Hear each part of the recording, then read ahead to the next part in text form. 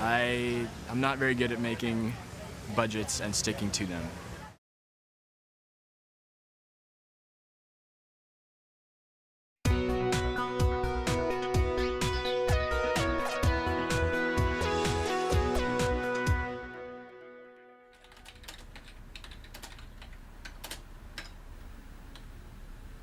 Adrian Hodges is a British writer and producer who works in film, television and the theatre.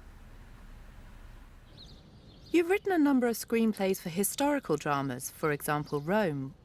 Why do you think there's so much demand for historical drama and film?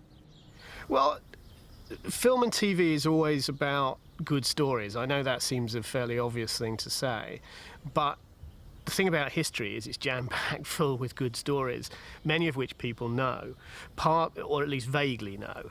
If you say, I'm going to do a film about Robin Hood, you know that part of your audience, at the very least, will already have some knowledge of that story, and they will think, oh yeah, I quite like that story, so maybe there's something in there that for me in that film.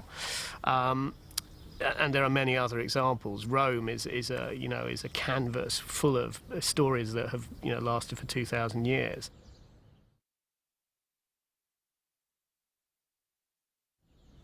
So, many people have vaguely heard about Julius Caesar. Some of them know that story very, very well, and so on, or Caligula, or whoever. So history is just an endlessly useful way of telling great stories from the past in a way that means something in the present. In a perfect world, you get a double hit. You tell a classic story, but you also tell it in a way that makes it resonate with the present. Are historical films necessarily any more expensive than films set in the modern day? Yeah, period is always more expensive. It's just something about the fact that you have to dress the film in a way that you don't have to dress a contemporary film. By dress, I mean not just dress people who have to wear costumes that are authentic to the period. If your film is set in 1800, they all have to look as though they were, dressed exactly as in that period. That all costs money.